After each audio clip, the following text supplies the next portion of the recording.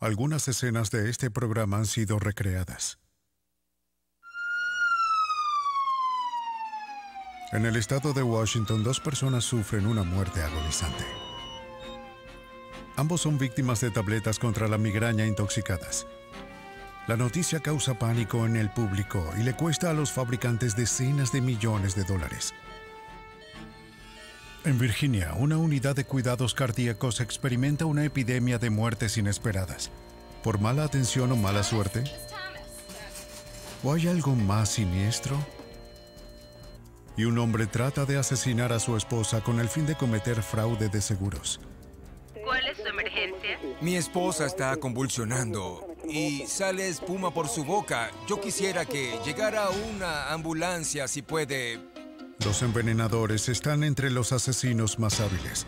Hoy en día los detectives forenses están empleando un arsenal de técnicas para descubrirlos y condenarlos. ¿Quién está ganando la guerra?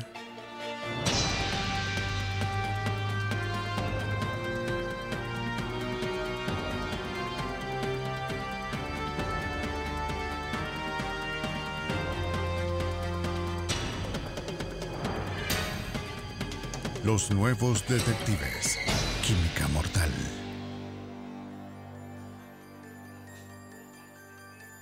¿Cómo está la señora Thomas? Está mucho mejor. Bien, voy a tomar este gráfico y ver cómo está. Era un sábado a las 9 en punto de la noche cuando el doctor Joseph Wirral hace sus rondas finales. Wirral es codirector de la Unidad de Cuidados Cardíacos del Hospital General de Petersburg, Virginia. Hola, señora Thomas. Soy el doctor Wirral. Ha estado trabajando desde el mediodía. Era hora de irse a casa. Entre sus pacientes se encuentra Josephine Thomas, una docente jubilada de 73 años. Fue admitida con problemas cardíacos varias horas antes y ahora está reposando cómodamente. A las 11 de la noche, Wirral ordena una intravenosa.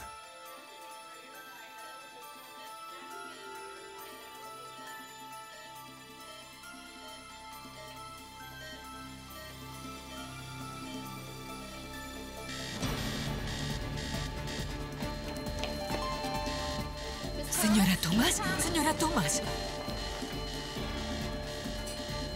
No está respirando.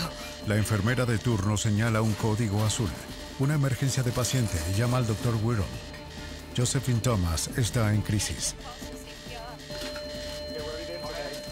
Al doctor Wirral le tomó 15 minutos volver. Todos despejen.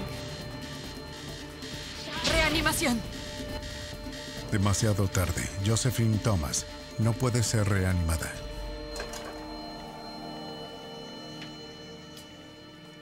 La muerte preocupa al personal. Una epidemia de muertes inesperadas ha azotado la unidad de cuidados cardíacos en las últimas semanas. 2 enfermeras sospechan que Josephine Thomas no murió por causas naturales. Sus sospechas se profundizan 1 hora y media después, cuando se descubre que falta un paquete de lidocaína. Lidocaína, 2 gramos. No, ¿No están los 2 gramos? no lo hemos usado. Bien, deberíamos tener 2 gramos de lidocaína, Anne. No lo tenemos. La lidocaína es un fármaco que se administra para estabilizar los latidos cardíacos. En grandes concentraciones puede ser mortal. Siempre que una muerte parezca inusual o sospechosa, se requiere que el personal médico y los agentes del orden público se pongan en contacto con la oficina del médico forense. Hola, doctora Fierro, ¿cómo está? Hola, Jim, ¿cómo estás? La doctora Marcela Fierro es líder examinadora médica del estado de Virginia. En su primer año como examinadora médica asistente, trabajó en el caso de Petersburg. El problema surgió cuando se hizo evidente que había un aumento en el número de muertes en la unidad en comparación con los meses anteriores. Y en segundo lugar, que un número significativo de ellas ocurrían en presencia de Leroy Hargrave o eran detectadas por él. Buenas noches, señoritas. Leroy Hargrave era un ayudante de enfermería de 21 años, cuya reputación en el hospital era decididamente mixta. Revisión de latidos.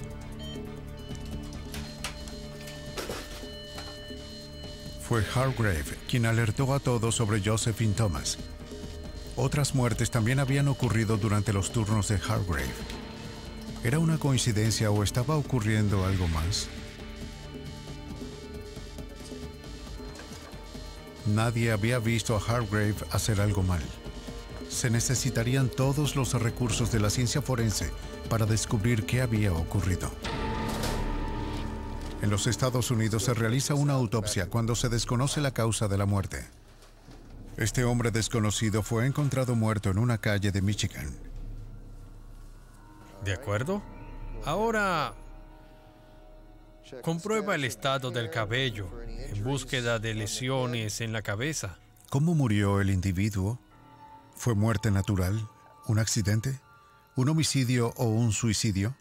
A veces la respuesta es indeterminada.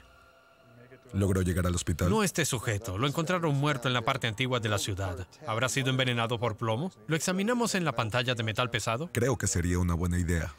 ¿Por qué no examinamos un poco de cabello también? Ya que el arsénico puede acumularse en el cabello. Si encontramos arsénico en la pantalla de metales pesados, entonces podemos fraccionar el cabello. Como el cabello crece alrededor de 1 centímetro al mes, podemos ver si hay alguna cronicidad en el envenenamiento. Los patólogos recogen una variedad de muestras, incluyendo tejido muscular, cerebro, riñón, orina y sangre. Con 30 centímetros cúbicos bastará, Paul. De acuerdo. Bien, pongamos también un pedazo de riñón. Bien. Cada muestra puede contar una historia sobre la vida y la muerte de la víctima. Según James Valentour, jefe de laboratorio de toxicología de la comunidad de Virginia, el envenenamiento es un hecho poco común. La intoxicación no se sospecha automáticamente, depende de las circunstancias o de la falta de otras pruebas. Continuando con la investigación, si se realiza una autopsia a un joven en un estado de salud aparente y no se encuentra ninguna causa de muerte, entonces la sospecha de implicación o contribución de droga a esa muerte aumenta y nosotros aumentamos proporcionalmente nuestros análisis hasta que descartamos todas las posibilidades que podamos. Hoy en día, los especialistas en venenos, llamados toxicólogos, emplean una variedad de tecnologías sofisticadas. Los anticuerpos, sustancias proteicas que el cuerpo produce para combatir las materias extrañas, se utilizan para detectar toxinas.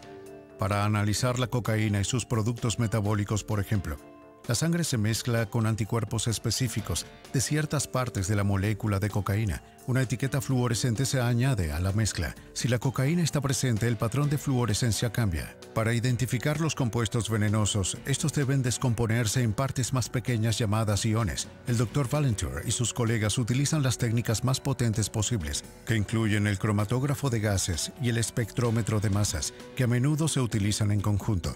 Los productos químicos se agregan a una muestra que separa cualquier droga orgánica presente de la matriz sanguínea.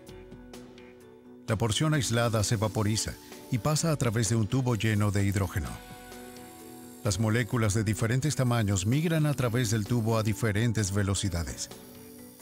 A medida que las moléculas emergen del tubo, se mide su concentración. Luego, el espectrómetro de masas rompe la molécula en iones o bloques de construcción químicas. Una molécula compleja puede generar cientos de fragmentos de iones. El patrón de iones producido es único para una molécula en particular. Para identificar la sustancia desconocida, su firma iónica se compara con la de decenas de miles de sustancias químicas de la base de datos del ordenador. Con el tiempo, las técnicas como estas revelarían no 1, sino 6 envenenamientos en el Hospital General de Petersburg. Centro Químico Blodgett, ¿en qué puedo ayudarle? El mundo está lleno de químicos mortales. Un hogar promedio alberga docenas de sustancias peligrosas como blanqueador de cloro, destapador de desagüe y aspirina, cada una capaz de causar la muerte. El Centro Regional de Envenenamiento Blodgett, en Grand Rapids, Michigan, recibe miles de llamadas telefónicas cada año. Muchas se tratan de sobredosis accidentales o intencionadas. Muchas más involucran a niños que han comido bayas venenosas o han bebido lejía en casa. Y algunas de ellas implican intentos deliberados de asesinato. John Trestrill dirige el centro y es una autoridad en venenos y envenenadores. Los homicidios por envenenamiento difieren de los homicidios normales en que normalmente no hay testigos. No hay signos visibles de trauma.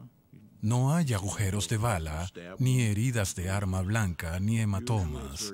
Normalmente está muy encubierto, es oculto. La evidencia suele faltar. No hay casquillos ni nada. A menudo se pasa por alto y la escena del crimen se limpia. La oficina de Trestrill revela una vida de fascinación por las cosas venenosas. Tomemos por ejemplo las arañas. Sabemos que esta araña pequeña, comparada con una araña grande aquí, se preguntarán, ¿cuál es la más venenosa? Bien, la mayoría de los niños pequeños dirán, obviamente la más grande. Bueno, la tarántula no es más venenosa, no es más que una picada de una abeja. Pero la viuda negra es capaz de asesinar, por lo tanto el tamaño no siempre está asociado con el grado de mortalidad. En opinión de Trestrill, el conocimiento de los venenos por parte de la humanidad es extremadamente antiguo. Es probable que se remonte a hacer la conexión entre comer algo y enfermarse. Bien, aquí tenemos un ejemplo de lo que el hombre primitivo podría haber asociado primero con las relaciones de causa y efecto. Aquí hay un hongo llamado Phylagers y contiene químicos que producen alucinaciones y otras cosas no muy buenas. Pero estoy seguro de que en una época de la prehistoria, el hombre miró a alguien comiendo esto y dijo, él actuó extraño cuando comió eso, lo cual le causó graves síntomas. Y de ahí dijeron que este hongo contenía esos venenos. Este conocimiento llevó al misterio y a las figuras sombrías de los chamanes y los hechiceros y todo eso. Así que toda la historia de la toxicología comenzó hace un par de cientos de miles de años. La tercera arma más desarrollada después de la vara y la roca es el veneno. La esencia del envenenamiento es el encubrimiento. Para disparar o estrangular a una persona, el asesino debe estar presente. El veneno ofrece la oportunidad de un homicidio a larga distancia. También existe la posibilidad de que el homicidio no se registre en absoluto, que la muerte se considere por causas naturales. Eso fue lo que había ocurrido en el Hospital General de Petersburg, hasta que la muerte de Josephine Thomas comenzó a despertar sospechas. Fue la primera dama que examinaron y le hicieron la autopsia. Se descubrió que tenía una enfermedad cardíaca grave, pero también tenía concentraciones letales de lidocaína en la sangre y en los tejidos, que no debería haber tenido porque no tenía orden para ello en su historia clínica, ni se le había dado lidocaína durante su tratamiento. Preocupados por el aumento de la tasa de mortalidad, el personal del hospital revisó todas las muertes desde que Leroy Hargrave fue asignado a la unidad. E identificaron a 10 personas que pensaban que podrían estar en riesgo de envenenamiento por lidocaína. James Dalton, ahora juez, era abogado asistente del Estado Libre asociado en Petersburg cuando se produjeron las muertes. Recibí una llamada de un abogado. Dijo, hallamos algo y esperamos que no suceda. Pero me temo que es posible que haya más personas asesinadas en el hospital. Dalton también se enteró del nombre del principal sospechoso, Leroy Hargrave. Ellos estaban en su guardia y él podía haber cambiado su turno, pero allí estaba, se movía por el lugar. Así que cada vez que estaba de guardia en la noche, era lo que normalmente ocurría. Supongo que al principio no fue demasiado sospechoso, porque el número de antecedentes de personas que mueren de noche ocurre con más frecuencia. Hasta ahora, las pruebas eran circunstanciales. Hargrave estaba presente cuando ocurrieron las muertes. Para convencer a Dalton, y en última instancia a un jurado, de que se trataba de asesinatos premeditados, el médico forense tuvo que demostrar que a los pacientes se les había administrado lidocaína en cantidades inusuales. La tarea se hizo mucho más difícil debido a que varias de las víctimas habían muerto hace meses. Fue una obra maestra toxicológica en lo que respecta al trabajo de investigación porque, en un caso, estaban trabajando con tejido fresco. En otros casos, tuvieron que recuperar el veneno de cuerpos que habían sido embalsamados y enterrados. Y, en tercera instancia, tuvieron que tratar de establecer suficientes niveles de tejido en las muestras de biopsia de las autopsias anteriores. Cuando todo terminó, de esas 10 muertes que eran sospechosas, 6 se confirmaron como provocadas por envenenamiento agudo de lidocaína.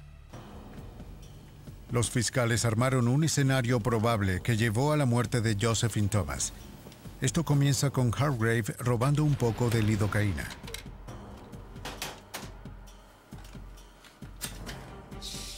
Una vez preparada la unidad de cuidados cardíacos para la noche, se introduce en la habitación de Thomas sin ser visto.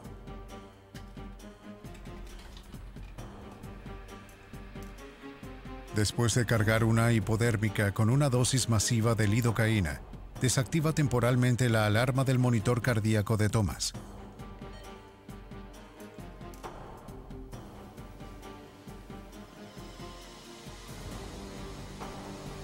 A los pocos segundos de administrar el medicamento, interrumpirá el ritmo del corazón de Thomas, causando una convulsión fatal. Entonces Hargrave alerta para desviar las sospechas de sí mismo. ¡Necesitamos ayuda aquí! Leroy Hargrave fue condenado por envenenar a Josephine Thomas y sentenciado a cadena perpetua. Nunca se confesó, y su motivo para asesinar a la señora Thomas y a los otros pacientes nunca fue confirmado.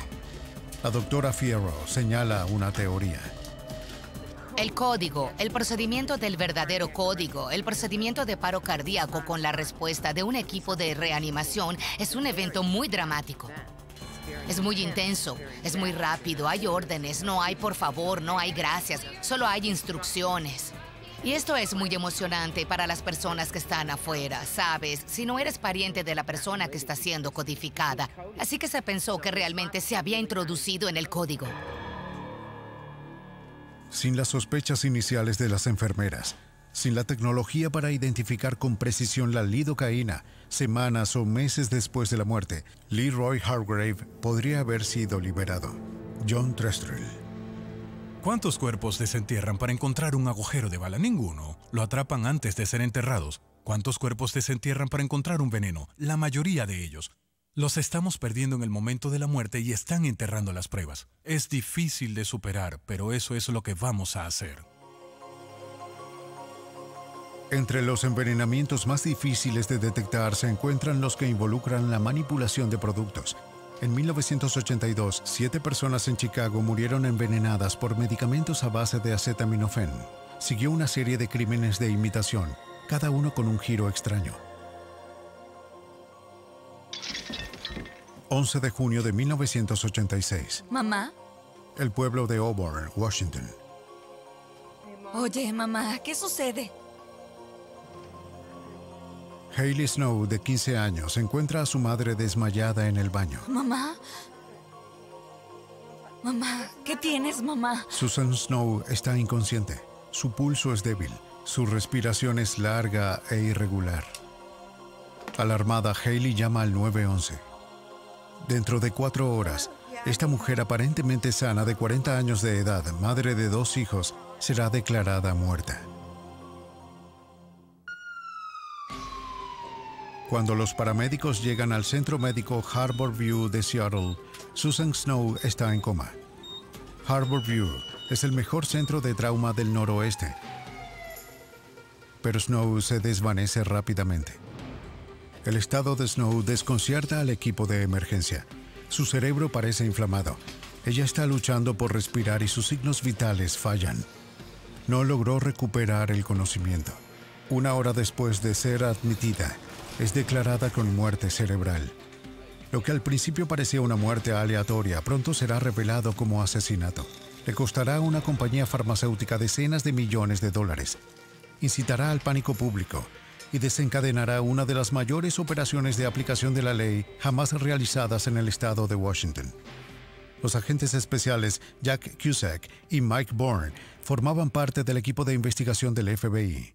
La primera víctima en este caso fue Susan Snow. Era una cajera de banco de 40 años que vivía en Auburn, Washington, y en su rutina diaria siempre ingería un Excedrin.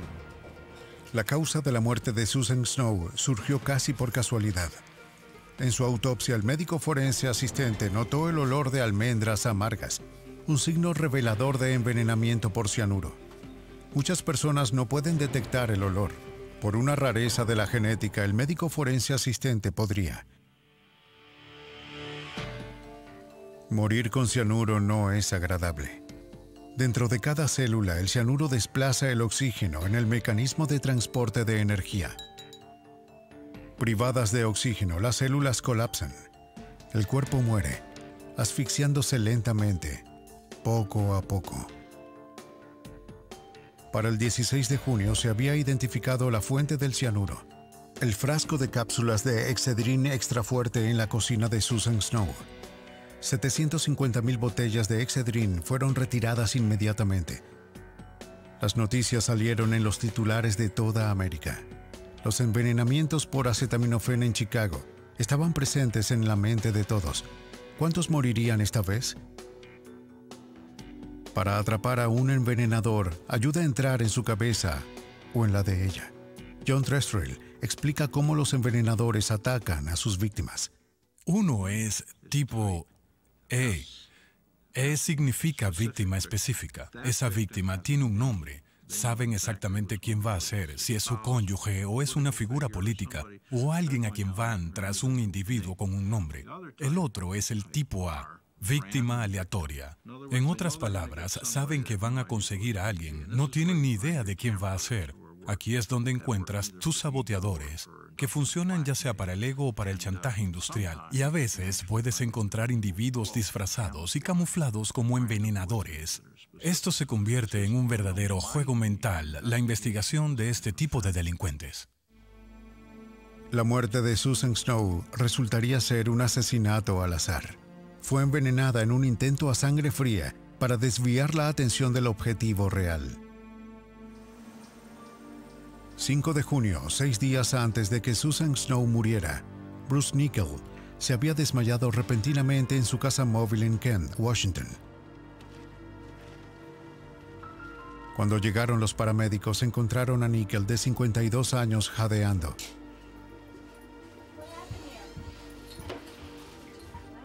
Su cara era de color rojo cereza, su cuerpo descolorido.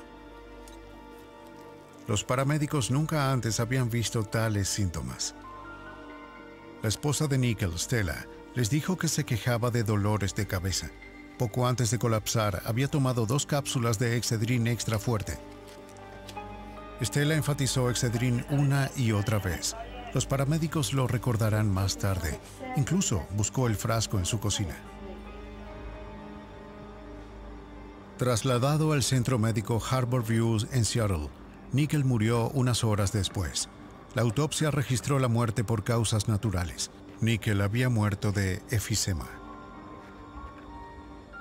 Por extraño que parezca, Stella hizo llamadas adicionales por su cuenta, preguntó cosas como ¿estás seguro de que murió por eso? Llamó a los paramédicos y preguntó ¿podría ser otra cosa? ¿Estás seguro de que murió por causas naturales? No era tan obvio, pero había hecho estas llamadas telefónicas. Stella llamó de nuevo después de que apareciera la noticia del envenenamiento de Susan Snow. El número de lote de Excedrin de Snow coincide con las cápsulas que Bruce había tomado. Las pruebas demostraron rápidamente que las cápsulas de Nickel estaban mezcladas con cianuro. El cuerpo de Nickel había sido enterrado, pero quedaba un tubo de su sangre. También se probó y tenía cianuro. En todo el estado, los estantes fueron despejados de Excedrin, pero de los miles de frascos examinados, solo 5 contenían cianuro. Una cosa un poco extraña sobre eso fue que Stella tenía 2 de los frascos. Y lo más extraño fue que dijo que compró uno de ellos un mes antes de que Bruce muriera. Y compró el segundo frasco una semana antes de que muriera. Las probabilidades eran sencillamente increíbles. El plan mortal de Stella comenzó a funcionar. Primero envenenó a Bruce con cápsulas de cianuro. Luego, para que su muerte pareciera un asesinato al azar, colocó más cápsulas contaminadas en los estantes de las farmacias. Los investigadores empezaron a buscar un motivo. Pronto encontraron uno: fraude de seguros. Cuando Bruce murió y se descubrió que había muerto por causas naturales, Stella pudo ganar aproximadamente $31,000. Si él murió por accidente, entonces serían $178,000. Y además, ella tenía un par de pólizas de $20,000 adicionales. Para las compañías de seguros, morir envenenado cuenta como una muerte accidental. Pero Bruce había sacado las pólizas. Los expertos en escritura evaluaron sus firmas, comparándolas con las de Stella. La altura y el ancho de una letra, su forma y su inclinación contienen pistas reveladoras. También lo hace la fluidez, el flujo y el ritmo de la escritura, el cual es muy difícil de fingir. Bruce no había firmado los documentos. Stella lo había hecho. ¿Podrían los investigadores relacionar a Stella con el cianuro? Cuando las cápsulas fueron enviadas al laboratorio de toxicología del FBI en Washington, D.C., apareció una pista inesperada. El polvo blanco estaba contaminado con pequeñas manchas verdes. Las motas eran 99% cloruro de sodio, una sal de mesa extraordinaria. Los productos a granel con sal son una práctica de fabricación común. Pero, ¿qué hay del 1% restante? Los análisis de laboratorio revelaron 4 químicos separados. 2 se utilizaron casi exclusivamente en preparados llamados algicidas. Un producto comercial contenía los 4 productos químicos. Venía en forma de tabletas de color verde brillante. El laboratorio nos llamó y dijo que habían identificado positivamente esos cristales verdes como un producto conocido como destructor de algas. Es un algicida que usan los aficionados a los peces en las peceras. Y eso fue lo que llamó nuestra atención. Porque desde la primera vez que nuestros agentes entraron en la residencia de Stella, era obvio que ella fue aficionada a los peces. El cianuro había llevado al destructor de algas. ¿El destructor de algas llevaría ahora a Stella? Los agentes registraron las tiendas de mascotas por todo Seattle. Alguien podría recordar a Stella y el tipo de algicida que ella prefería. La búsqueda terminó en una tienda no lejos de donde vivía Stella. Abasteció al destructor de algas y el gerente reconoció una fotografía de la mujer que la compraba allí con frecuencia. Era Stella Nickell.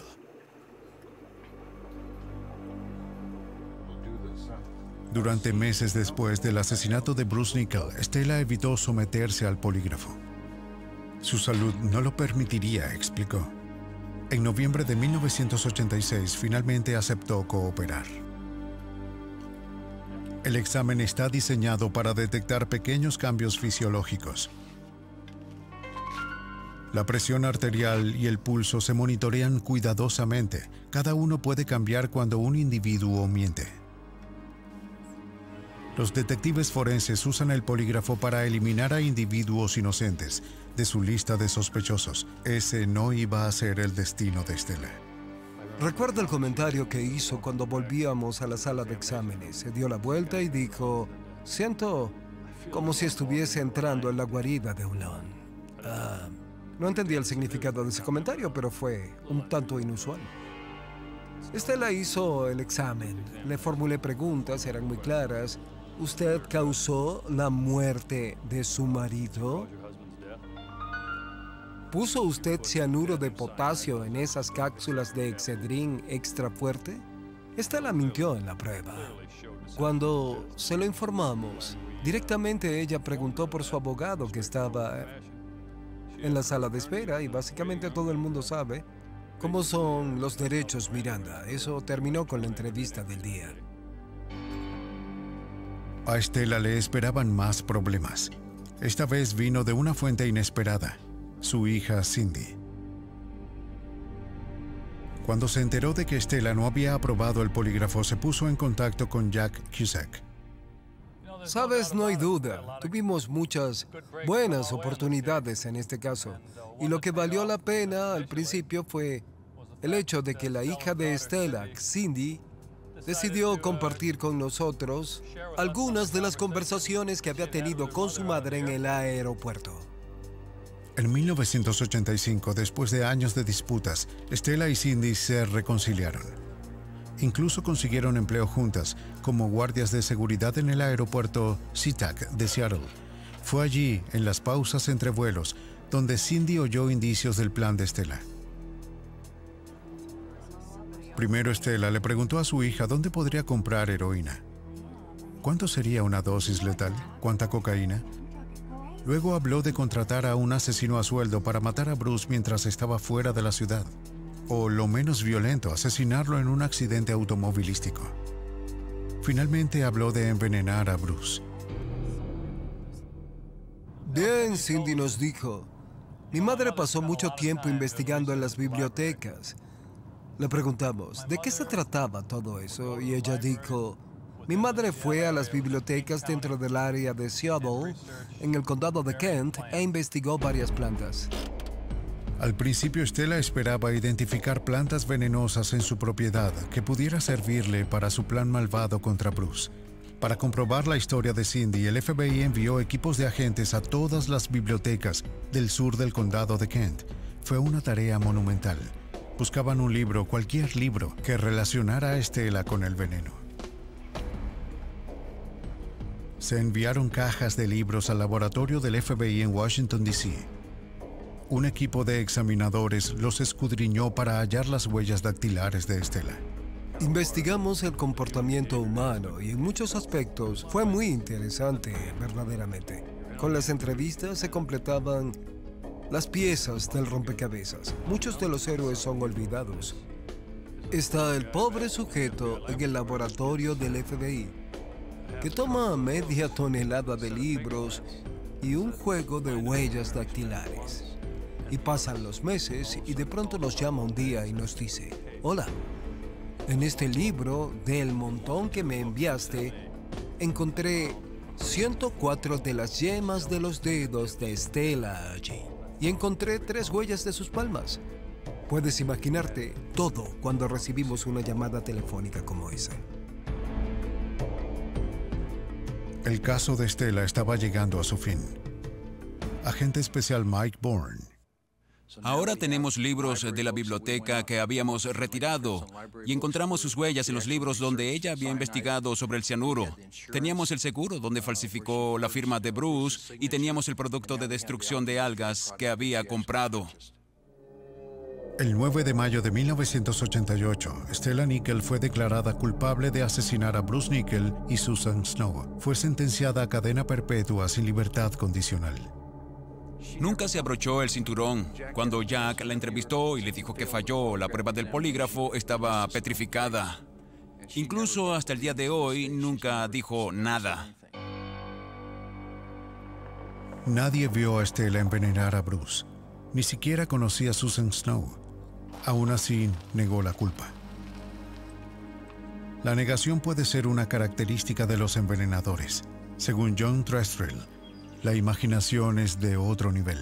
También encontramos que los envenenadores son muy inteligentes. Incluso más que la típica paliza bruta de un individuo y sofisticación de la descarga de un arma, encontramos que son muy artísticos. No me refiero a que pinten cuadros hermosos, sino a que pueden diseñar algo parecido a una obra de teatro. Los investigadores creen que Joe Millen adoptó el escenario de Stella Nickell cuando leyó su historia en Reader's Digest. El caso comienza el 2 de febrero de 1991 en Tumwater, Washington, a 80 kilómetros al suroeste de la casa de Stella Nickell. Una noche, mientras los Millen se preparan para ir a la cama, Joe le recuerda a su esposa Jennifer que tome un Sudafed. El ronquido de Jennifer lo perturba, afirma. Debe estar congestionada. Jennifer no se siente congestionada, pero bajo la continua presión de Joe, ella acepta. Una semana antes, Joe había comprado unas cápsulas de Sudafed. Pero, ¿por qué Sudafed, que nunca han utilizado? ¿Y por qué cápsulas? Después de Stella Nickell, Jennifer tiene miedo de usarlos.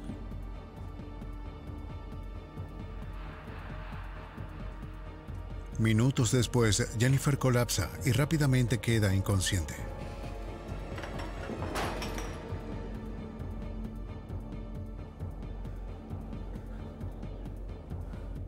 El agente especial Tom Torgerson estuvo involucrado en la investigación del FBI.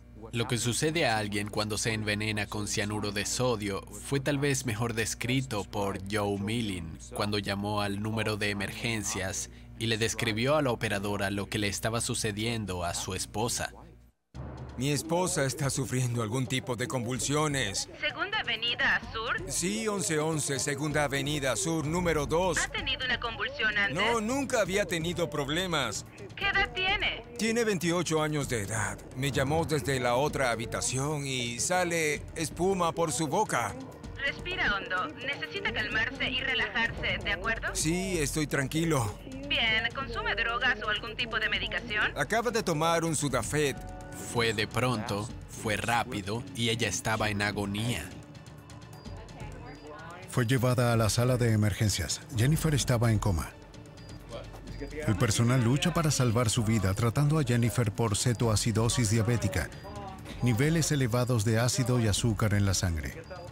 En medio de todo esto, Joe Millin hace una curiosa sugerencia al médico a cargo. ¿Has considerado envenenamiento por cianuro? Milagrosamente, Jennifer se recupera. Le dice al médico de la sala de emergencias que había tomado Sudafed por insistencia de su marido. El médico alerta a la policía y ordena una prueba de cianuro. Al día siguiente, sus sospechas se confirman. Hay cianuro en la sangre de Jennifer. Sin los comentarios de Joe Millin sobre el cianuro, el envenenamiento de Jennifer Millin podría haber sido pasado por alto, al igual que el envenenamiento de Bruce Nickel. Pero ¿por qué los laboratorios de toxicología no analizan regularmente el cianuro? Toxicólogo del estado de Washington, Dr. Barry Logan. Es relativamente poco común descubrir un envenenamiento insospechado. Generalmente, si una investigación ha sido hecha apropiadamente por la oficina del investigador forense, tenemos información de antemano sobre las circunstancias que rodean a la muerte para saber si es probable que sea envenenamiento o no. Docenas de compuestos aparecen en las pruebas rutinarias de detección de drogas, pero el cianuro no. Y hay una complicación más. Las pruebas previas de cianuro han tardado mucho tiempo en realizarse y ha sido difícil generar los resultados de manera en que la información pueda ser utilizada eficazmente por los investigadores. Antes de 1991, la detección de cianuro implicaba una prueba de varios pasos, que tardaba al menos un día en completarse. Cada muestra de tejido o sangre tenía que ser examinada por separado. El Dr. Logan ha ideado un procedimiento más simple, una prueba de fuego. Los productos químicos se agregan a una muestra que genera gas de cianuro de hidrógeno si hay cianuro presente. Al mismo tiempo, la tira de tornasol, papel impregnado de un complejo de productos químicos, se añade al tubo. Si se ha producido cianuro de hidrógeno, la tira se vuelve de color púrpura. El grado de coloración es una guía aproximada de la cantidad de cianuro que contiene la muestra. Las pruebas que actualmente utilizamos en este laboratorio para detectar la presencia de cianuro son muy fáciles de realizar. Podemos hacer un gran número de pantallas en un corto periodo de tiempo. A los pocos días de la intoxicación de Jennifer Millin, el Dr. Logan tuvo la oportunidad de experimentar sus nuevas pruebas. El 11 y el 18 de febrero hubo 2 muertes misteriosas. Ambos estaban bajo la potestad de Logan. Realizamos un análisis completo de la muestra y encontramos la presencia de niveles terapéuticos de un compuesto llamado pseudofedrina, que es el componente principal de Sudafed. Eso en sí mismo no era particularmente notable, pero a petición del patólogo también hicimos una prueba de cianuro. Y la prueba de cianuro dio muy positiva, un nivel que indicaba casi con certeza que la causa de la muerte era envenenamiento por cianuro. El 1 de marzo finalmente surgió un patrón. 3 envenenamientos por cianuro, 2 muertes. Las 3 víctimas habían tomado Sudafed. Al día siguiente, los frascos de Sudafed fueron retirados y llamaron al FBI. Antes de que nos centráramos en Joe, investigamos a las familias de las víctimas, porque son una de las cosas que hacemos. Pero Joe hizo varios comentarios que señalan que él es el principal sospechoso y que es demasiado listo para ser atrapado. Sin duda, él pensó que no sería capturado por el FBI. Pero Joe Millin subestimó la tenacidad de los agentes y los recursos del FBI. Los agentes del FBI examinaron cuidadosamente el respaldo de los paquetes de Sudafed con la esperanza de encontrar alguna evidencia de manipulación. Descubrieron que en los envases no manipulados, el papel de aluminio se rompe cuando se empuja la píldora por atrás, dejando el borde dentado. Pero en los paquetes manipulados, la rotura de la lámina fue suave. Millin había retirado las cápsulas con una navaja de afeitar, cortándolas cuidadosamente del paquete para que pudiera reemplazarlas más tarde. A lo largo de la investigación, intentamos aprender sobre casi todos los aspectos de la vida de Joe Millin. Intentamos reconstruir todo lo que hizo durante un periodo de tiempo bastante extenso, ubicándolo geográficamente en las áreas de las escenas del crimen para averiguar qué es lo que lo está haciendo funcionar. Para tratar de encontrar el motivo, cómo opera, queremos saber todo sobre Joe Millin. Joe y Jennifer se casaron en 1986. Desde el principio se habían peleado, sobre todo por el dinero. Jennifer tomó múltiples trabajos para subsistir. Joe se dedicaba a sus aficiones: fotografía, computación y maquillaje teatral. Pero en los días previos a su envenenamiento, Jennifer admitió más tarde que el comportamiento normal de Joe había cambiado. 5 días antes del colapso, Joe compró las cápsulas de Sudafed, que ninguno de los dos había usado antes. Cuando Jennifer regresó a casa, encontró a Joe puliendo su báscula de gramos, porque ahora no lo había usado en 18 meses. Y lo más extraño fue que Joe estaba usando guantes de látex. Nunca limpió la cocina, no era su trabajo. Finalmente estaba el asunto de la póliza de seguros. Joe sorprendió a Jennifer de camino al trabajo un día y le pidió que firmara lo que ella consideraba una pequeña póliza de seguros de vida por solo $30,000. Sabía exactamente lo que estaba haciendo. Le pidió que lo firmara cuando tenía prisa. Al salir por la puerta, ella lo firmó. Y ahora tiene un total de $700,000 en su vida. La captura de envenenadores rara vez es rápida o fácil. A pesar del arsenal de técnicas científicas sofisticadas de los detectives forenses, a menudo el elemento más importante de una investigación exitosa es la constancia. El equipo de respuesta de pruebas del FBI comienza examinando meticulosamente la escena del crimen. Los agentes se ponen ropa especial, no para protegerse, sino para salvaguardar la evidencia. Con técnicas ultrasensibles de hoy en día, una sola gota de sangre o saliva, una hebra de cabello o una raspadura de piel pueden sellar la condena de un criminal. El mantenimiento cuidadoso de los registros es vital. ¿Dónde se encontró cada artículo? ¿Cuándo? ¿Y por quién debe documentarse para que las pruebas se mantengan en pie en el tribunal? La sede del FBI en Washington recibe tantos elementos de prueba cada día que se le ha dado su propio código postal. Las huellas dactilares siguen siendo una de las pistas más importantes. El FBI tiene más de 200 millones en sus archivos. Hay docenas de maneras de desarrollar impresiones que de otra manera serían invisibles. Impresiones latentes. Uno de los más eficaces es el vapor de pegamento, que se adhiere a la impresión y la eleva a la superficie. En el caso de envenenamiento de Sudafed, el agente Torgerson y sus colegas tomaron las huellas dactilares de cada pieza de evidencia que pudiera implicar a Joe Millin. 6 frascos contaminados fueron finalmente recuperados, pero las huellas dactilares de Joe no pudieron ser encontradas. Se examinaron docenas de libros de la biblioteca, otra vez sin éxito. Tal vez Joe recordó que las huellas dactilares ayudaron a atrapar a Stella Nickel, y por eso usó guantes de látex. Los agentes del FBI mapearon los lugares donde se encontraron los paquetes manipulados. Joe le dijo al FBI que compró Sudafed en una tienda cerca de su casa. Otros paquetes manipulados aparecieron en una tienda en el área de Lacey, cerca del trabajo de Joe. Pero 4 tiendas en Tacoma también tenían productos manipulados. Agente especial Tom Torgerson Los puntos rojos indican lugares donde podríamos colocar a Joe Milling a través de evidencia física, recibos, testigos y otros métodos. Ubicarlo en una tienda, por ejemplo, y en otras áreas alrededor del marco de tiempo de las manipulaciones y en los alrededores inmediatos de esas tiendas. El vínculo de Joy con las dos tiendas cercanas a su casa y su trabajo era suficientemente evidente. Pero ¿qué hay de las 4 tiendas de Tacoma? Descubrimos que Joe frecuentaba los bares de bailarinas exóticas y siempre hablaba con ellas y, asumiendo, solo les relataba sus problemas.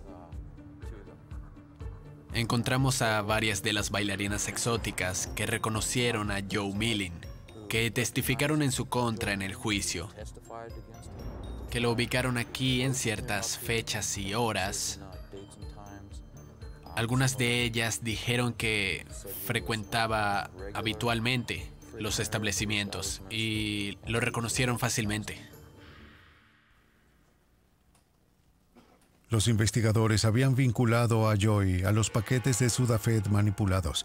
¿Podrían ahora vincularlo al cianuro? Como principal sospechoso, el FBI intervino el teléfono de Joy al principio de la investigación. Un día lo escucharon describir con detalle un edificio que había visitado una vez. Por la descripción, agentes del FBI lo identificaron como la compañía Emerald City Chemical en Kent, Washington. Entre otras cosas, Emerald City Chemical vende cianuro. Cuando los investigadores examinaron el registro de venenos del día en que Joy había visitado el área, no pudieron encontrar su firma. Pero Richard P. Johnson había comprado cianuro ese día. Era todo lo que necesitaba el FBI. Al igual que en el caso de Stella Nickel, el análisis de la escritura resultó decisivo. A pesar del intento de Joe Milling de disfrazar su letra, hay claras similitudes entre la firma de Richard P. Johnson y la de Joy. Considere la formación de la J, por ejemplo, la forma de la O, y la forma en que las letras se asientan sobre la línea. La persona que firmó el registro de venenos fue Joy. Se determinó que Joe Milling compró 1 libra de cianuro de sodio el 11 de enero. 1 libra similar a este contenedor, que es un contenedor representativo de cianuro de sodio en la cantidad de la misma. Eso es mucho veneno, considerando que una píldora del tamaño de una cápsula de Sudafed mató a 2 personas y lesionó a otra. Un último punto desconcertó a los investigadores. Cuando al empleado de la tienda de productos químicos se le mostró una fotografía de Joe Milling, no lo reconoció. En la residencia de Joe Milling encontramos esta serie de equipos de maquillaje teatral. Expertos en maquillaje teatral testificaron en su juicio y determinaron en el estrado de los testigos que aquí hay equipo disponible para hacer que alguien sea irreconocible en cuanto a su verdadera identidad. Encontramos una fotografía de una persona que parece anciana, con canas y el rostro arrugado. Era un amigo de Joe Milling que estaba muy cerca de cumplir los 30 años de edad. Habían tomado 18 meses de investigación exhaustiva, pero en agosto de 1992 el caso del FBI contra Joe Milling estaba completo. Poco antes del envenenamiento de Jennifer, preparó 6 paquetes de Sudafed. En cada uno de ellos, sustituyó el Sudafed por cápsulas llenas de dosis letales de cianuro. 5 paquetes que devolvió a los estantes de las farmacias. Uno se quedó en casa para asesinar a Jennifer. Joe Milling fue acusado de 2 cargos de asesinato e intento de asesinato de Jennifer Milling. Ahora está cumpliendo cadena perpetua. Entre las pruebas descubiertas en la casa de Joy, los agentes encontraron una última nota, un esquema para un guión sobre el envenenamiento de Jennifer. El protagonista, James, es descrito como devoto, honesto, confiable, sincero, veraz.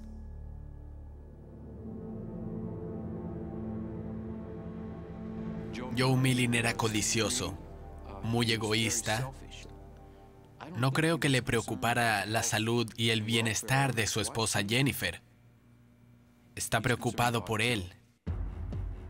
Así como Stella Nickell aprendió de los envenenamientos con acetaminofén y Joy Milling aprendió de los errores de Stella Nickell, los investigadores también aprendieron a prevenir y detectar tales asesinatos. Dr. Logan.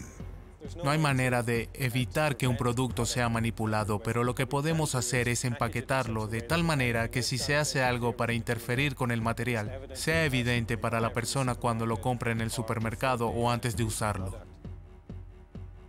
Lo que es importante para la convicción de un envenenador son 4 cosas que yo llamo la pirámide de convicción. Primero, tenemos que tener a la víctima. Segundo, necesitamos al envenenador. Y luego tenemos que tener el veneno y la intención. Y todas estas cosas tienen que estar relacionadas. Veneno para la víctima, veneno para el delincuente, del agresor a víctima y finalmente la intención. ¿Su intención era realmente matar a esa víctima? Una vez que se hallan esas 4 cosas, existe el potencial para una condena. Cada año, la ciencia forense proporciona a los investigadores nuevas y potentes herramientas. ¿Cuántos envenenadores aún no han sido detectados? No lo sabemos. Quizás más de lo que nos gustaría admitir. ¿Quién está ganando la batalla? Al final, nadie. La lucha continúa.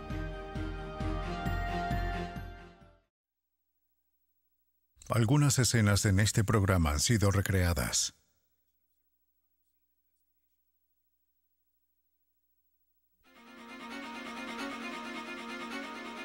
Un adolescente está perdido. Una investigación policial expone la muerte de docenas de niños y adolescentes.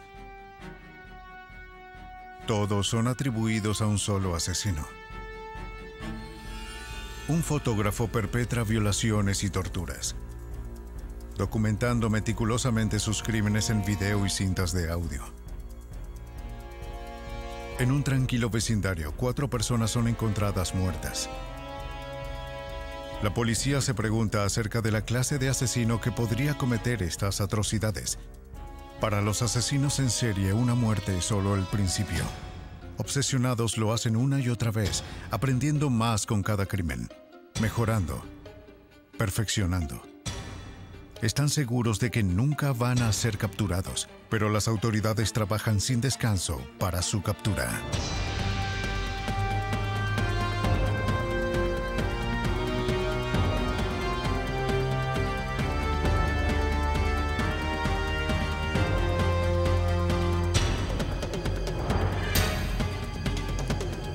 Los nuevos detectives. Casos estudiados por la ciencia forense. Agentes especiales. Justo después de las 6 de la mañana, el 23 de enero de 1978, en California, la policía del condado de Sacramento llega a la casa de Terry y David Wallin, que han sido llamados por un vecino que escuchó ruidos extraños en la casa de David. De 22 años de edad, Terry Wallin ha sido brutalmente asesinada. La casa muestra signos de una intensa lucha entre Wallin y su asesino.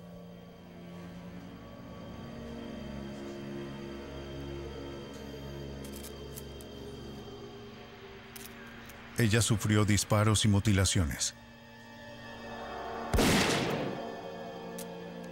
Una gran herida de un cuchillo se refleja en su torso.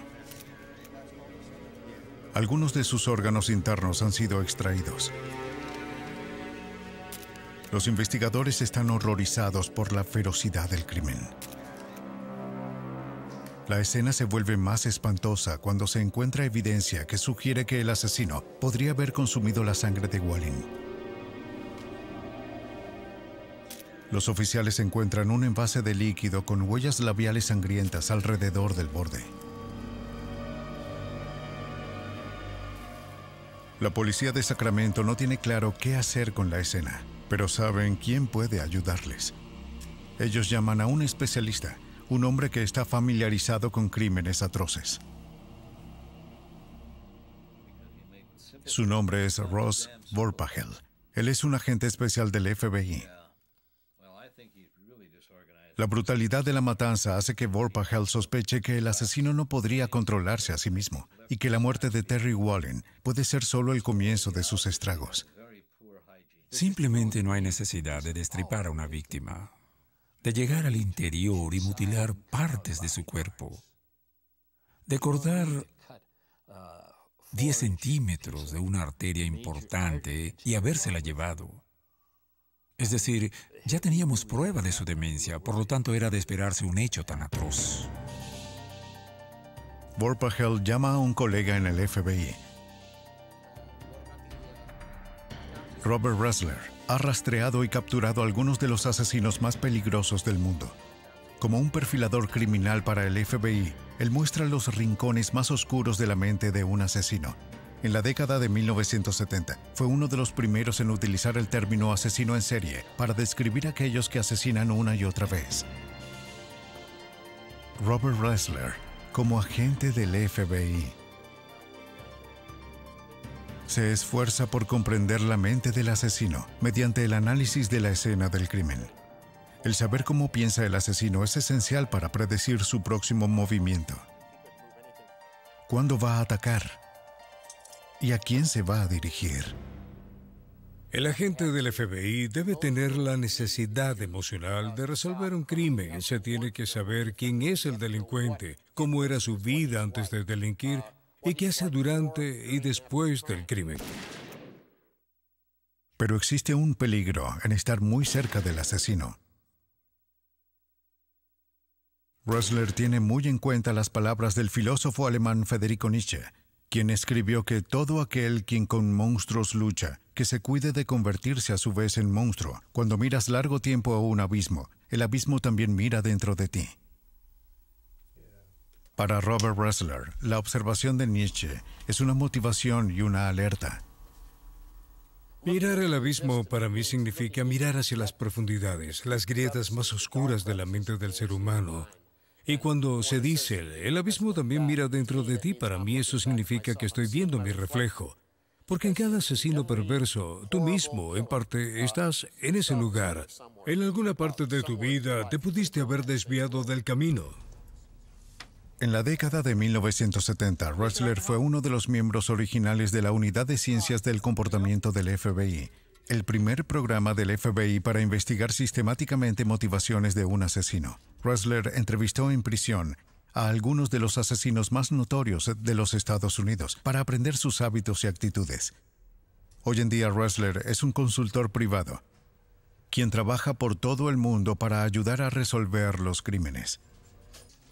En enero de 1978, Ressler aplica sus conocimientos para ayudar a los investigadores del condado de Sacramento. Idean un perfil psicológico del asesino de Terry Wallin.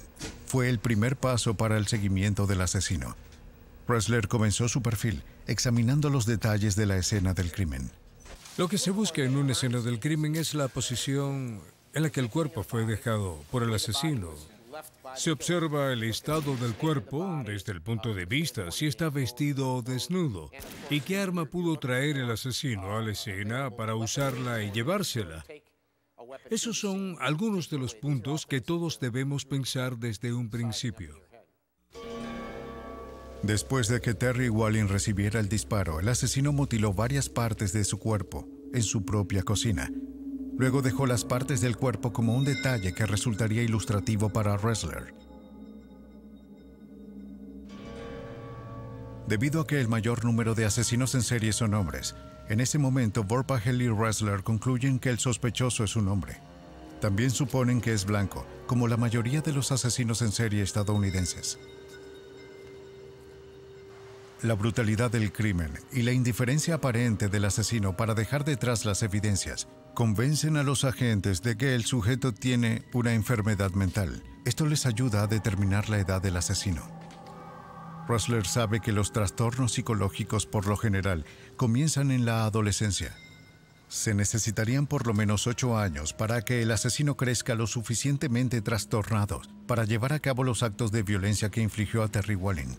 Suponiendo que los síntomas comenzaron a los 15 años, Ressler calcula que el asesino estará a mediados o finales de los 20.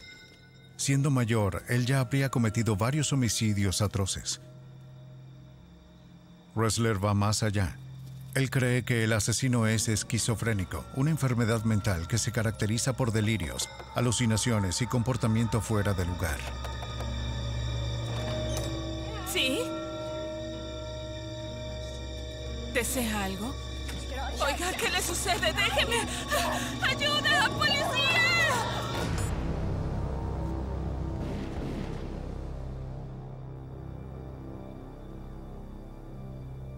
La naturaleza atroz del crimen apunta a la psicosis ya avanzada, una pérdida total de contacto con la realidad. Como él se bebe la sangre de sus víctimas, los investigadores lo llaman el asesino vampiro.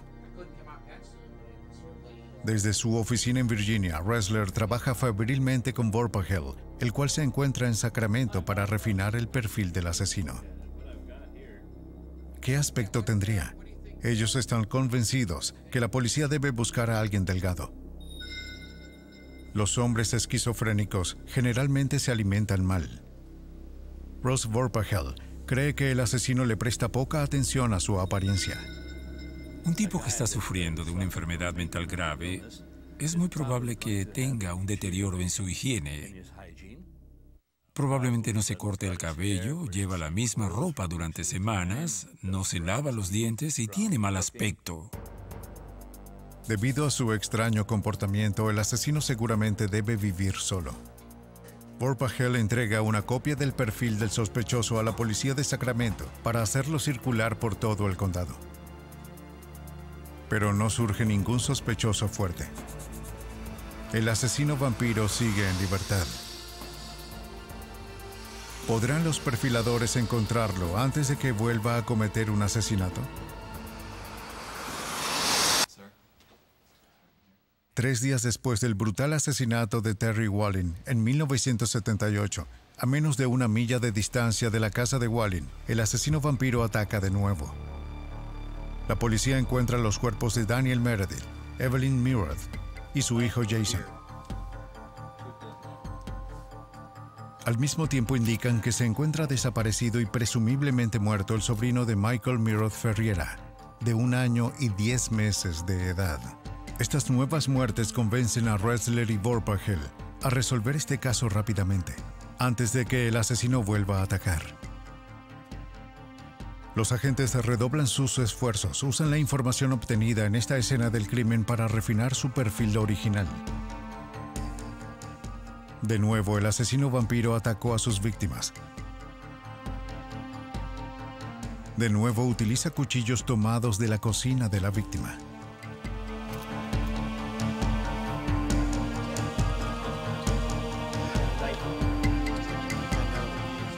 Dos cuchillos se encuentran en la habitación y otro fue encontrado fuera.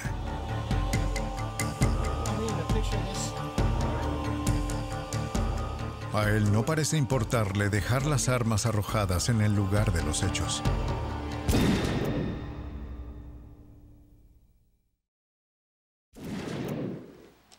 Estos datos le indican a los perfiladores que el asesino no está planeando sus crímenes. A pesar de que lleva un arma, le corta partes de su cuerpo con armas blancas que encuentra en el lugar y luego los deja allí. Tenemos un cuchillo que se utilizó para mutilar los cuerpos. Fue tomado de la cocina y luego se desecha en la escena del crimen. Al ver esto por segunda vez, sin duda recalco en mi mente que estamos tratando con un asesino altamente desorganizado. Organizado y desorganizado. Estas palabras describen el comportamiento de un asesino en serie antes, durante y después del asesinato.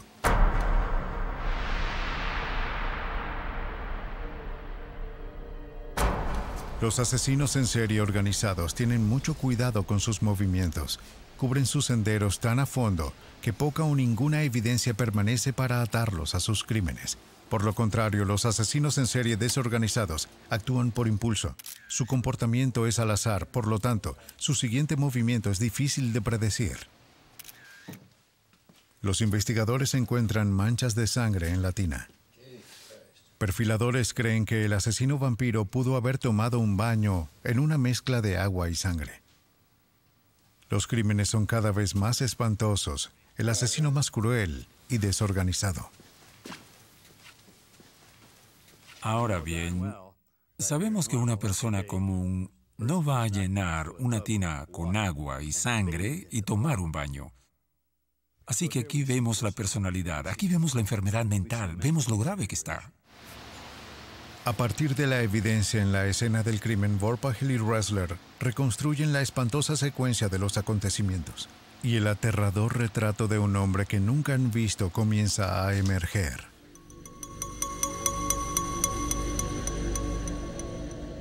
La evidencia refuerza la creencia de los agentes que la apariencia del asesino vampiro seguirá deteriorándose. Él probablemente no habrá cambiado de ropa. A menos que él esté soltero y viva solo, el asesino posiblemente no podrá pasar inadvertido. El sujeto es solitario y delgado, despeinado, no mayor de 30 años de edad.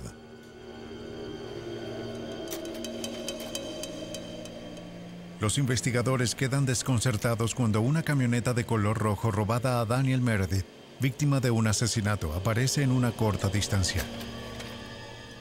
Debido a que se encontró cerca, Ressler determina que el asesino vampiro debió haber caminado a la escena del crimen y luego huyó a pie después de abandonar el auto. El asesino debería vivir no muy lejos de allí, dentro de una distancia muy cercana al auto abandonado, diría que aproximadamente medio kilómetro.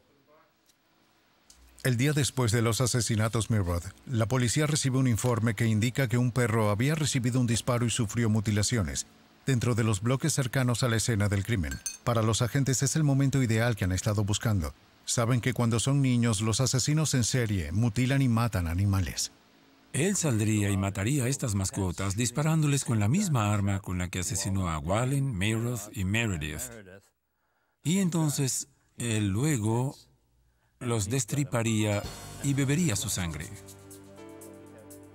A medida que se encuentren más animales muertos, el círculo se cierra. Los agentes están convencidos de que el asesino vampiro vive cerca de los animales mutilados y sus víctimas humanas. No debe haber viajado muy lejos. La policía circula el perfil revisado por toda la ciudad, con la esperanza de que alguien pueda haber visto a un hombre con mal aspecto actuando de manera extraña. Los oficiales se comunican por vía radio, a medio kilómetro de los homicidios.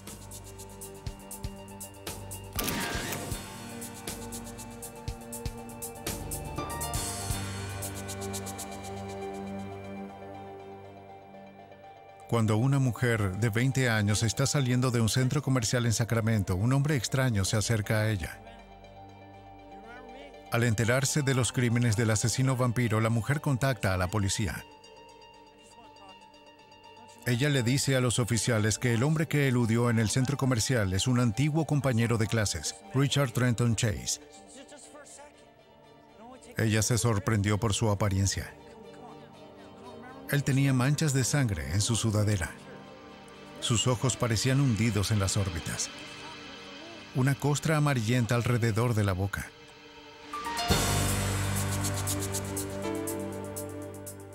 Según la descripción de la mujer, Chase encaja en el perfil del asesino vampiro.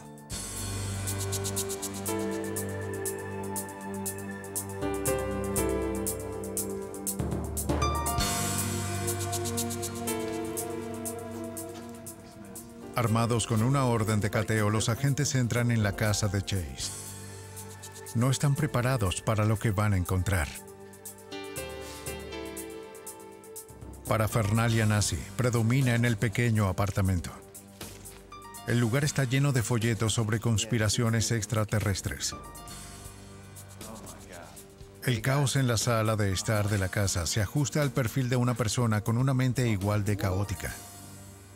En la cocina, la policía encuentra aparatos salpicados de sangre, así como artículos de periódicos sobre el asesinato de Terry Wallin. Varios platos en el refrigerador contienen tejido humano. En un cajón de la cocina hay cuchillos tomados de la casa de Wallin. Los investigadores también encuentran una caja de herramientas y botas de goma manchadas de sangre. Chase es detenido y acusado de 6 cargos de asesinato en primer grado, entre ellos el asesinato del sobrino de Evelyn Meredith, de 1 año y 2 meses de edad, Michael Ferriera, cuyos restos se encuentran a poca distancia del apartamento de Chase.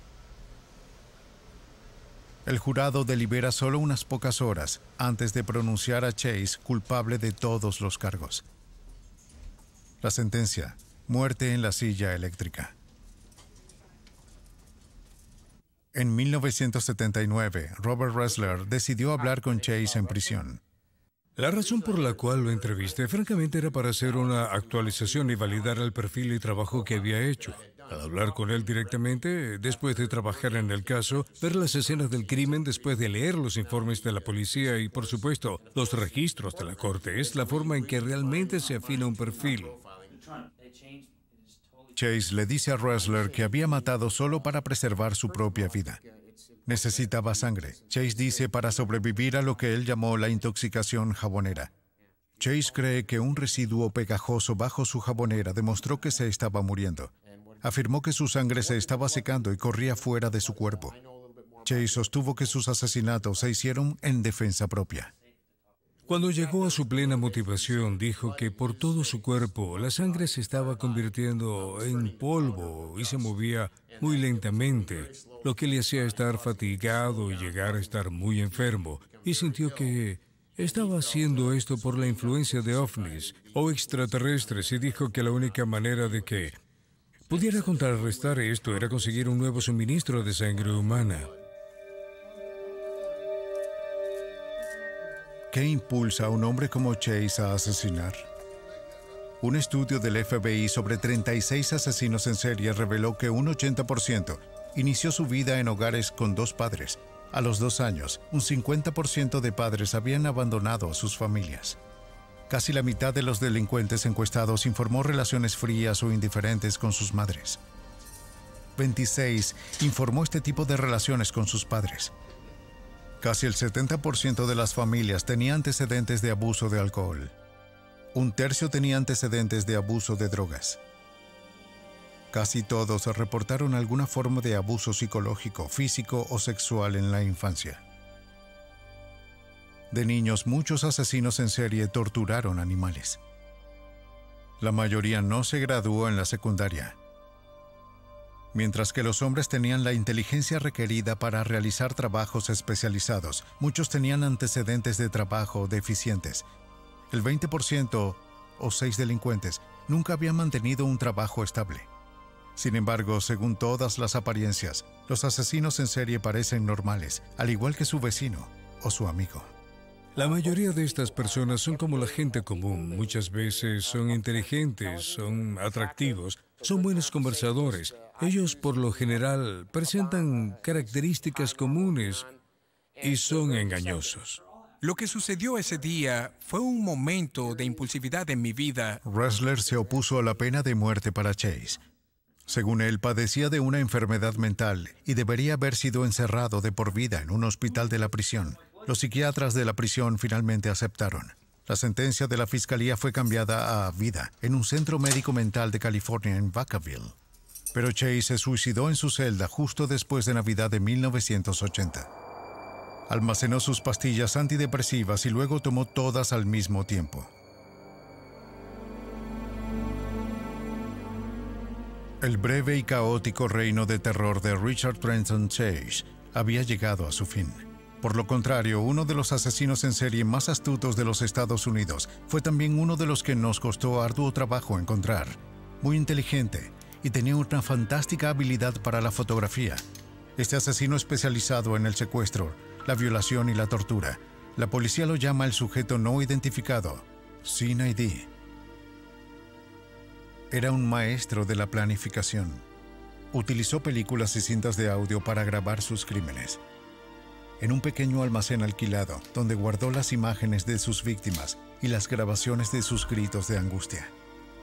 Él fue tan meticuloso que no dejaría prácticamente ninguna evidencia de sus atrocidades, a excepción de las fotografías que se tomó a sí mismo. Sin ID, falsificaba matrículas de autos con el fin de salir desapercibido frente a la policía. Añadió suspensiones reforzadas y una vez dentro, sus víctimas no tenían prácticamente ninguna posibilidad de escapar.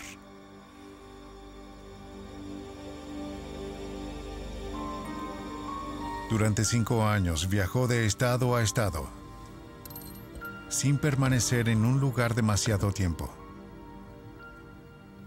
Él era autosuficiente, financió sus delitos de secuestro, abuso sexual y tortura con otro crimen. Él era un experto falsificador. Estaba seguro de que nunca sería capturado.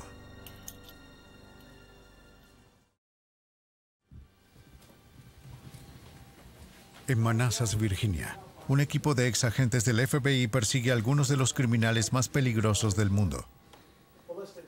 Se hacen llamar el Grupo Academia. Entre ellos se han acumulado años de experiencia en la investigación de los asesinatos en serie. Robert Hasselwood y Peter Smerick son expertos en perfiles psicológicos de criminales. Si en la vida eres una persona impulsiva y actúas sin pensar, entonces, en una escena del crimen puedes ser muy descuidado y esto es un reflejo de tus actos. Por otro lado, si en la vida eres una persona fría y calculadora que no toma riesgos innecesarios, ese tipo de comportamiento también se puede demostrar en una escena de crimen. A pesar de la evidencia en una escena del crimen, la categorización de los asesinos en serie es difícil. Algunos asesinos en serie demuestran una mezcla de costumbres desordenadas y organizadas. Sucede que un investigador empieza a buscar en una escena del crimen y trata de poner al delincuente en una de estas categorías bien organizadas. Él va a estar decepcionado cuando la persona se detiene y no se ajusta a estas categorías.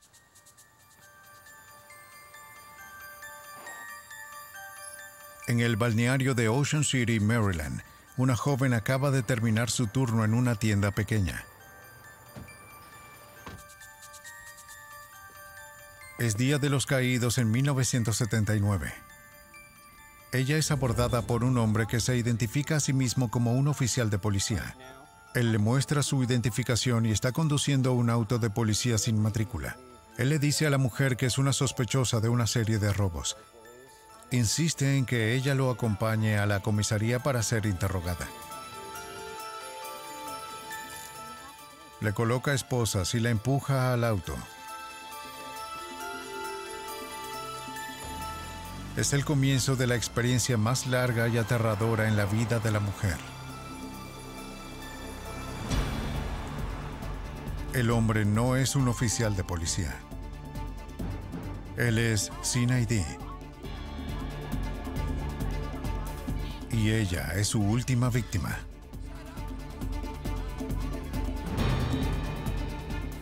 Él la lleva a un edificio abandonado donde de pronto la abusa sexualmente y la tortura.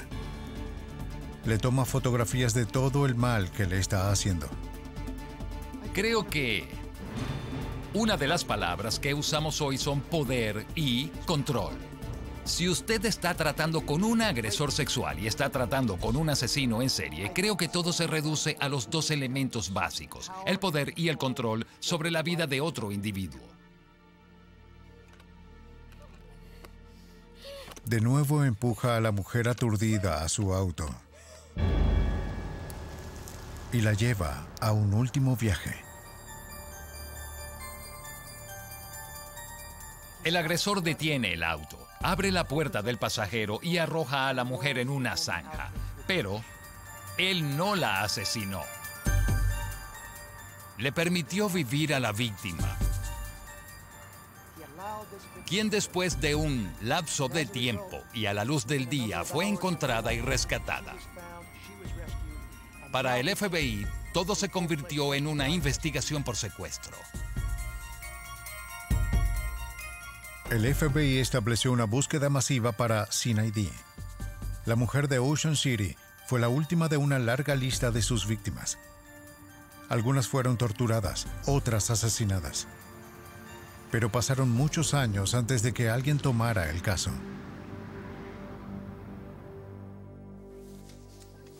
Al mismo tiempo que el FBI busca a CID, El servicio secreto estaba tras la pista de un falsificador muy difícil de encontrar. Un hombre que habitualmente paga con billetes falsos de $20 a empleados confiados en tiendas en centros comerciales en la región central y la costa este. Un elemento sobre cualquier agencia policial. No importa lo efectiva que pueda ser, se necesita un poco de suerte y la cooperación de una ciudadanía alerta. En este caso, una empleada en alerta relató haber hablado con un cliente que se encuentra actualmente en la tienda. Notificó a la seguridad del centro comercial. Por su parte, ellos notificaron a las autoridades locales y dentro de un corto periodo de tiempo, el sospechoso fue detenido. La policía detiene a un hombre, James Mitchell de Bardeleven. El servicio secreto descubre rápido que de Bardeleven no es un falsificador estándar.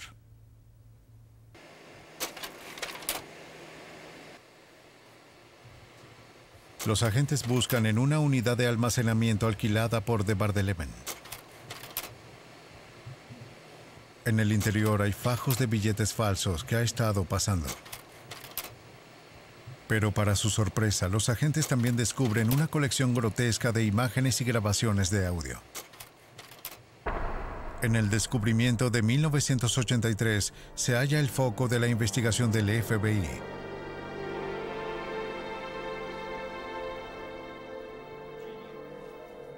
Robert Hasselwood. En aquel entonces, el agente especial que había escrito un perfil criminal de Sin ID revisó los materiales incautados en la unidad de almacenamiento de Bardeleven.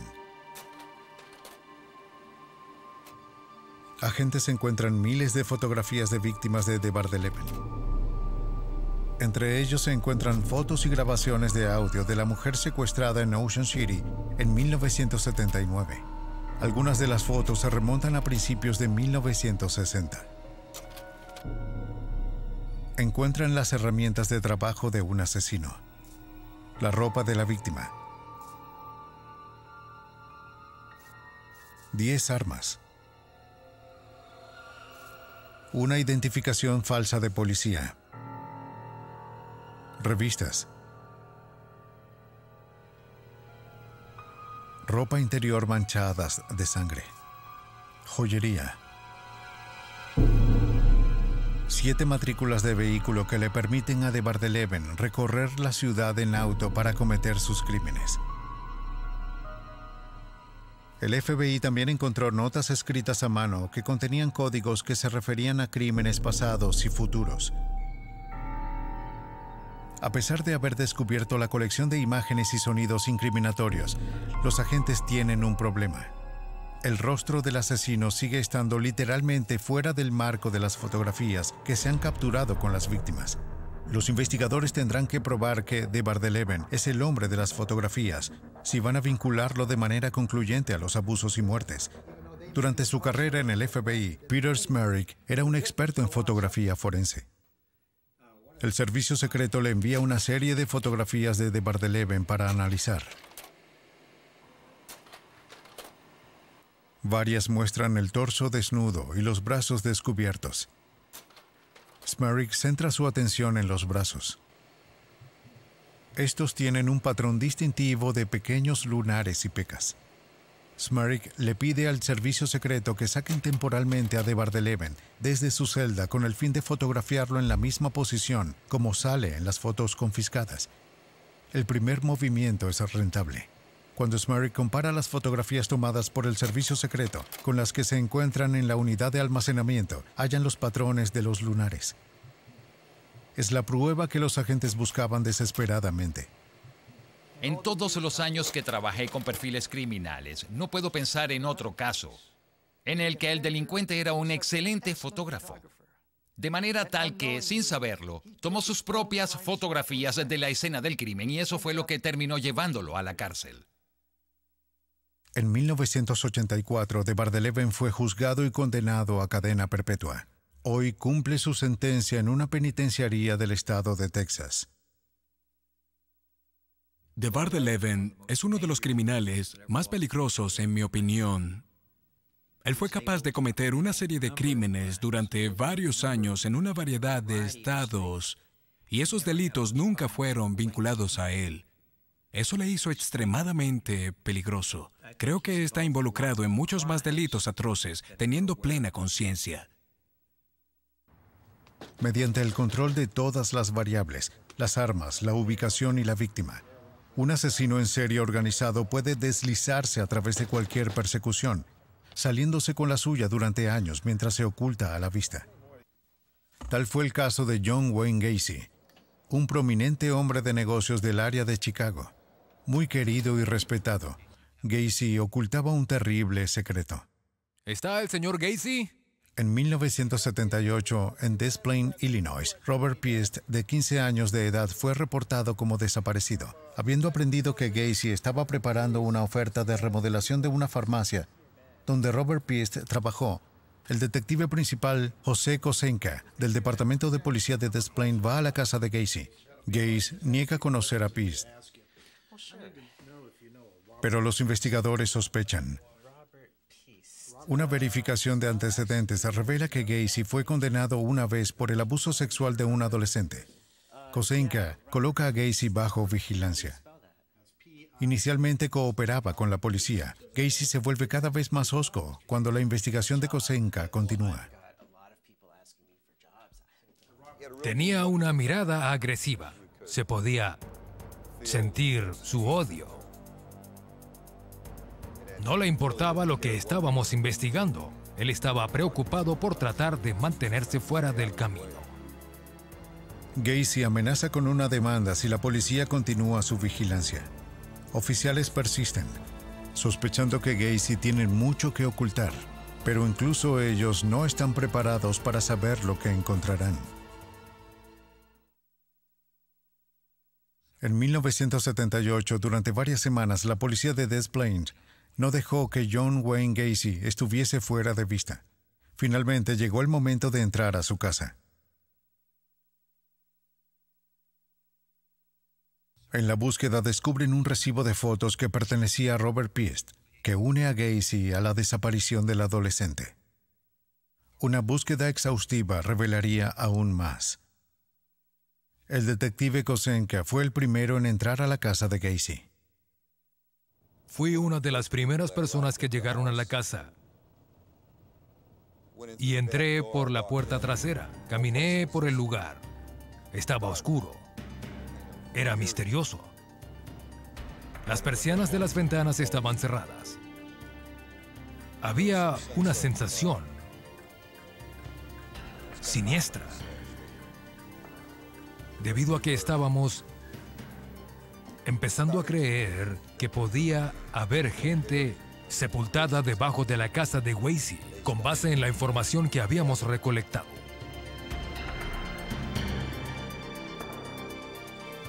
La policía entrevistó a la ex mujer de Gacy, amigos y ex empleados.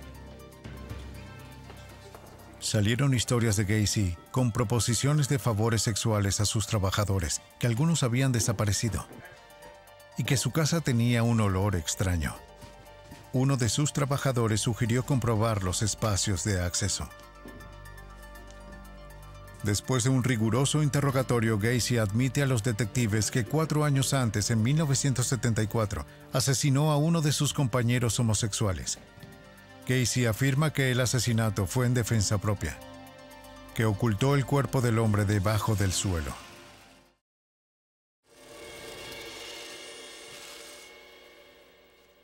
Entonces, Gacy sorprende a los investigadores. Él confiesa que asesinó a casi 3 docenas de hombres jóvenes y niños. También esconde muchos de sus cuerpos debajo del suelo. Las confesiones desencadenan una intensa búsqueda de los desaparecidos. Los detectives examinan el espacio de acceso con la esperanza de encontrar a las víctimas de Gacy. Descubren 3 cuerpos en descomposición y partes de otros órganos. Pero la policía no se detiene con la revisión del espacio. Al saber que más cuerpos deben estar escondidos debajo de la casa, ellos penetran el suelo para encontrarlos.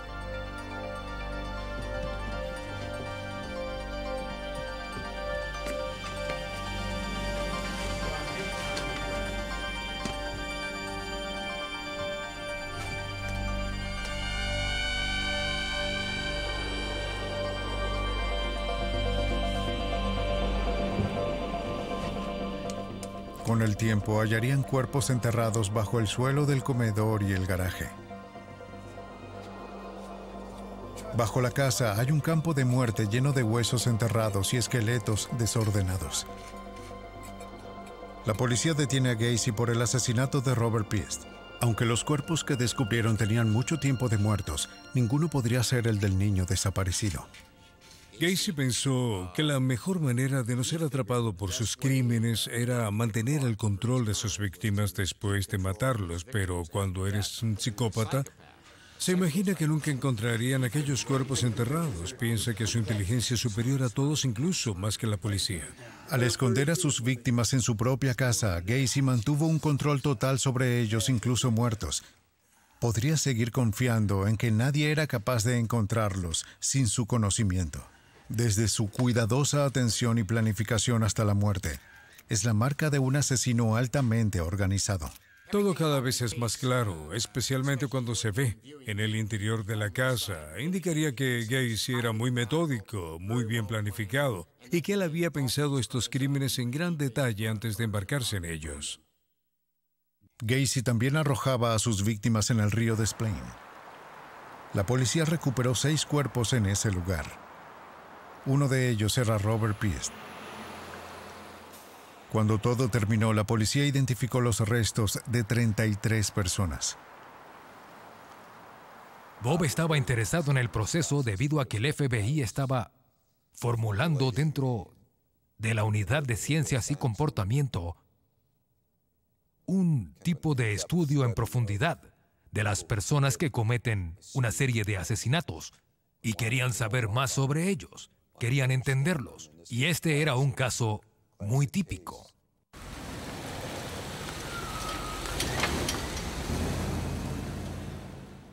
El objetivo de la Unidad de Ciencia del Comportamiento del FBI es el mapeo de la mente del asesino en serie.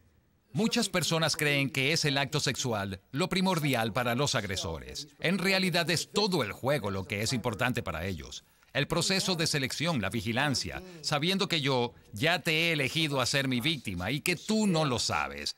Luego toda la planificación que se dedica y las etapas de llevar a cabo el secuestro a la realidad. También están los ensayos, y que esto lo viven quizás durante semanas o meses antes de que ocurra el secuestro real. Y en cierta medida, después la actividad sexual casi puede ser una secuela. Con cada muerte, Gacy refinó sus métodos, aprendió de sus errores y mejoró en sus crímenes. Atrajo cuidadosamente a sus víctimas a una trampa bien diseñada. Los distrae con juegos, dándoles bebidas alcohólicas y mostrándoles películas pornográficas. Bien, eso es. Sosténla correctamente. Así. Con el tiempo se sintió tan seguro que asombrosamente eligió a un adolescente de su propio vecindario. Muchas de las víctimas llegaron a la casa de Gacy con la esperanza de conseguir un trabajo en su empresa contratista. Él se reunía con ellos en su garaje. El garaje a prueba de sonido fue diseñado por Gacy y construido por su empresa. Una puerta motorizada era la única manera de entrar o salir. Si las víctimas no se oponían, Gacy demostraría un truco de magia llamado las esposas hechizadas. Te mostraré este truco, ¿bien? Están cerradas, ¿cierto? ¿Bien? Después de mostrar cómo funcionaban las esposas, Gacy persuadiría a su víctima para que las usara. ¿Listo? ¡Eso es! Es muy fácil, ¿no? Después los desafiaría a intentar el truco detrás de su espalda. Si la víctima estaba de acuerdo, se accionaba la trampa. Gacy cambiaría las esposas hechizadas por las reales. Muy bien. Eso es. Ahora inténtalo tú. Una vez inmovilizado, la víctima se encontraba a merced de Gacy. Oye, necesito ayuda. Es muy fácil. 1, 2, 3 y listo. Solo Gacy sabe exactamente lo que sucedió después. Bien, déjame ayudarte.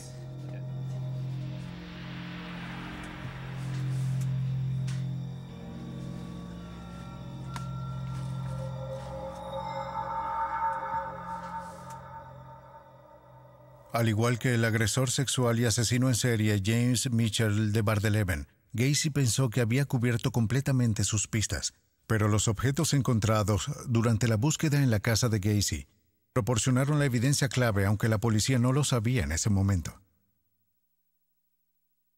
Los detectives descubren licencias de conducir, hebillas de cinturones, anillos y otros efectos personales. Ressler alertó a los investigadores sobre la importancia de estos objetos. Habíamos encontrado estos elementos sin saber qué habíamos encontrado. Bob entró y comenzó indicándonos y dijo: para ustedes, tal vez una hebilla de un cinturón no importa, pero para la persona que cometió el crimen es muy importante. Es un proceso visual para ayudar a revivir el crimen en el momento que él quiera hacerlo. Son un recordatorio de sus asesinatos pasados y una inspiración para volver a cometer un crimen. Para Gacy esto es una especie de símbolos dentro de sus crímenes. Un recordatorio. Mejoran su fantasía y lo llevan a la siguiente víctima. Quizás lo ve como un trofeo. Para el asesino en serie, el tener estos objetos a su alrededor mejoran sus fantasías. El objeto más perturbador que se encontraba en la casa de Gacy era un mapa indicando los sitios de trabajo alrededor de los Estados Unidos, donde había trabajado como contratista. Ressler cree que probablemente Gacy no había limitado sus crímenes a Chicago. Parecía lógico que si Gacy viajaba y hacía esto en Chicago, también lo pudo hacer en otros lugares. Es por eso que creo firmemente que John Gacy asesinó a más de 33 personas. Creo que probablemente 2 veces ese número. Los equipos forenses desmantelaron la casa de Gacy. En total se recuperaron unos 27 cuerpos. ¿Cuántos más asesinó Gacy? La policía nunca lo sabrá. Durante 10 años, a partir de 1979, Ressler entrevistó a Gacy en prisión. Ressler se sorprendió al saber que había crecido a solo 4 cuadras de la casa del asesino en los suburbios de Chicago. Gacy incluso se acuerda de entregar víveres a la familia Ressler. Mencionó con detalles las distintivas macetas que la madre de Ressler utiliza. Gacy también tenía recuerdos más oscuros. Describió para Ressler una relación turbulenta con su padre. Ressler no se sorprendió.